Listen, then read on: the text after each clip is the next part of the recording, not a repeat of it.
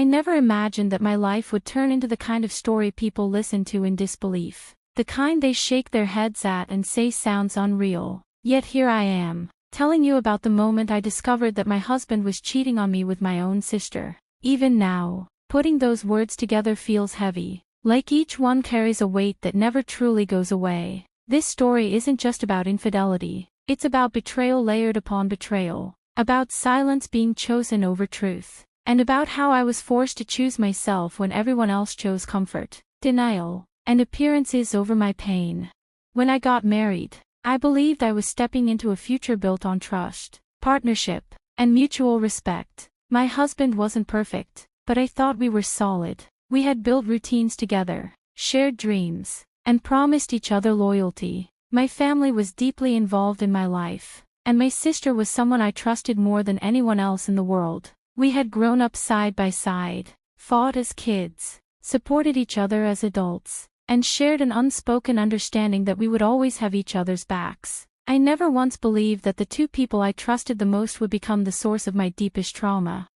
At the beginning of my marriage, everything felt normal. We argued sometimes, laughed often, and tried to build a life together. My sister was always around, but that felt natural. She was family. She came over frequently, joined us for meals, laughed with my husband, and sometimes confided in him about her own problems. I saw it as harmless. I believed that family closeness was a blessing. Looking back, I realize how blind trust can become dangerous when it stops you from listening to your instincts.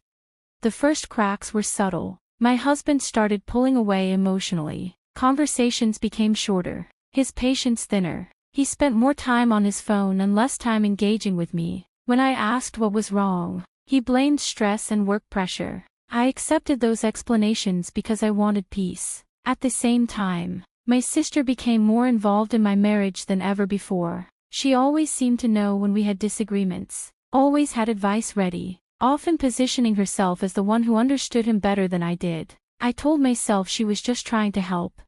There were moments when something felt off. Moments when I caught them exchanging looks or laughing quietly together. Moments when my sister defended him a little too passionately. Each time, I brushed it aside. The idea that my own sister could betray me in such a way felt impossible. I thought suspicion itself would make me a bad person, so I ignored the warning signs, convincing myself that love and trust meant not questioning the people closest to you. The day everything fell apart was painfully ordinary. There was no dramatic build-up. No argument beforehand. I was at home, going through my husband's laptop to find a file we both used, when a message notification appeared on the screen. I barely paid attention at first. Then I saw the sender's name, my sister. My heart started pounding before I even opened the message. It wasn't explicit, but it was intimate in a way that made my stomach drop. The tone wasn't appropriate. It wasn't sisterly. It wasn't innocent.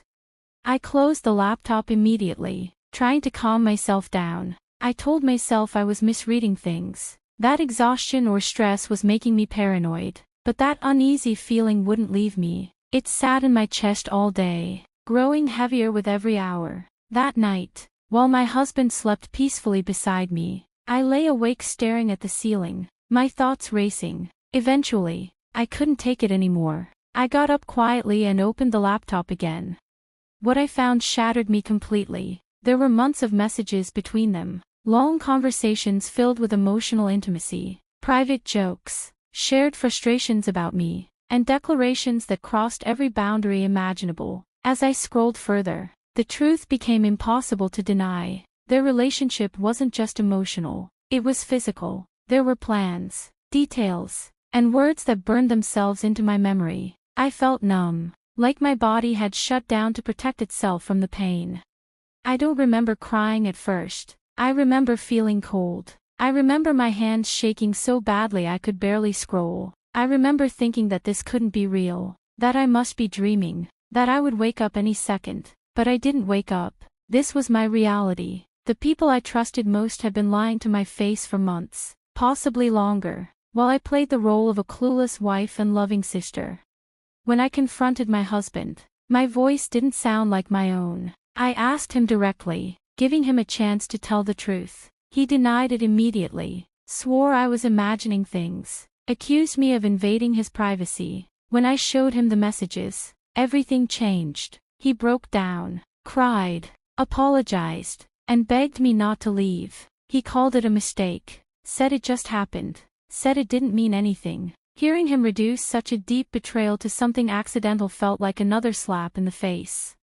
He tried to explain himself, blaming stress, confusion, even loneliness. Not once did he take full responsibility without adding excuses. When I asked him how long it had been going on, he couldn't give me a straight answer. When I asked him why my sister, he had no explanation at all. The man I had shared my life with suddenly felt like a stranger.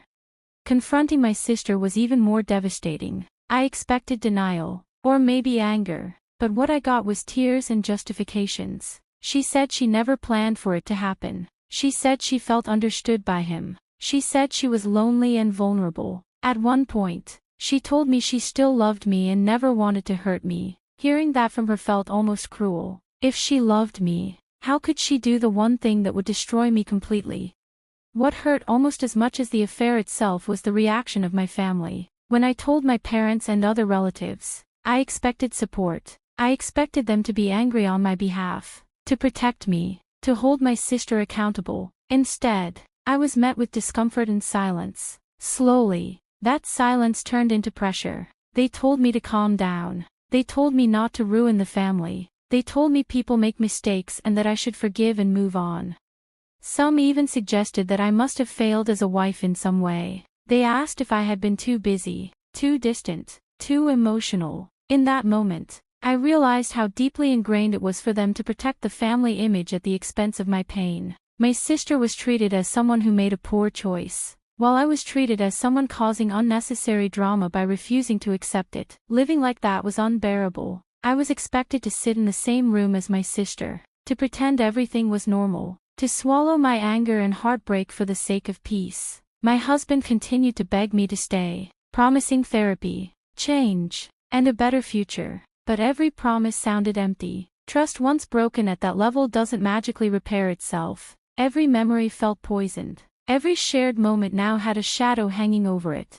The decision to divorce didn't come quickly, but it came clearly. I realized that staying would mean living a life filled with doubt, resentment, and constant emotional pain. When I finally told my husband I wanted a divorce, he reacted with anger once he realized begging wouldn't work. He accused me of throwing everything away, of being unforgiving, of overreacting to something that was already over. His words confirmed what I already knew. He didn't truly understand the damage he had caused.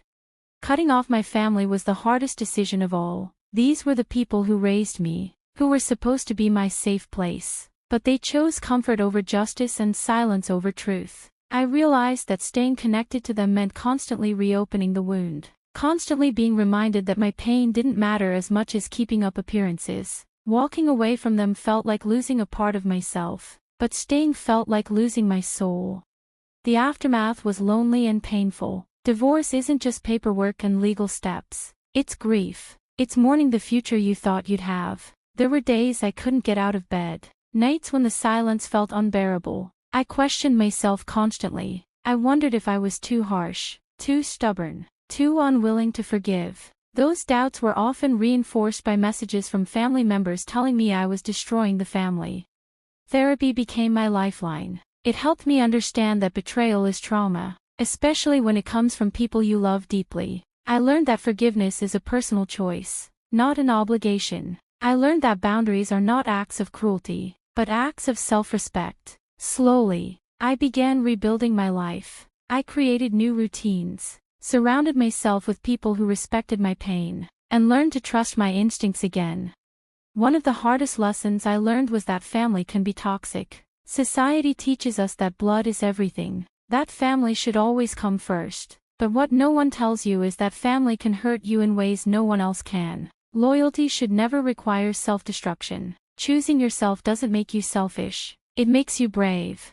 Today, my life looks nothing like what I imagined when I got married. I am no longer a wife. I am no longer a sister in the way I once was. I don't have the family gatherings, the shared holidays, or the familiar routines. But I have peace. I have honesty. I have a sense of self that I didn't have before. I no longer live in fear of betrayal or in the shadow of other people's expectations. Sharing this story isn't easy. It forces me to relive moments that still hurt. But I know there are people out there listening who feel trapped, who are being told to stay silent, to forgive things that are unforgivable, to sacrifice their mental health for the comfort of others. If this story speaks to you, know that you are allowed to leave. You are allowed to choose yourself. You are allowed to protect your heart. I lost a husband and a family, but I gained something far more important. I gained clarity. I gained strength. I gained my voice. And in choosing myself, I finally found a version of peace that no one else can take away from me.